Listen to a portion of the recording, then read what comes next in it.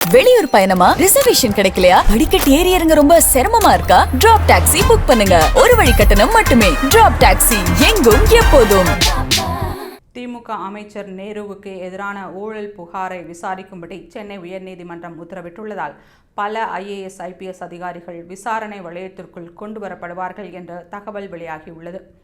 அமைச்சர் நேரு கட்டுப்பாட்டில் உள்ள நகராட்சி நிர்வாகம் மற்றும் குடிநீர் வழங்கும் துறையில் நடந்த முறைகேடுகள் தொடர்பாக DGPக்கு ஆவணங்களை உள்ளடக்கிய 232 பக்கங்கள் கொண்ட கடிதத்தை அமலாக்கத்துறை அனுப்பியது.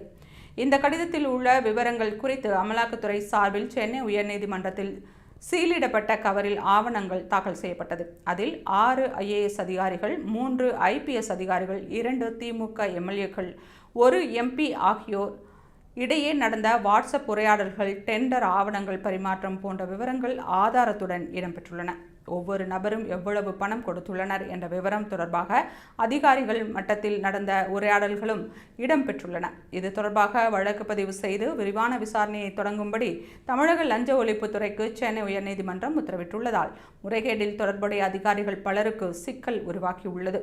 சட்டமன்ற தேர்தல் நெருங்கும் நிலையில் இந்த விவகாரம் அரசியலில் சூறாவளியை கிளப்பும் என்று எதிர்பார்க்கப்படுகிறது.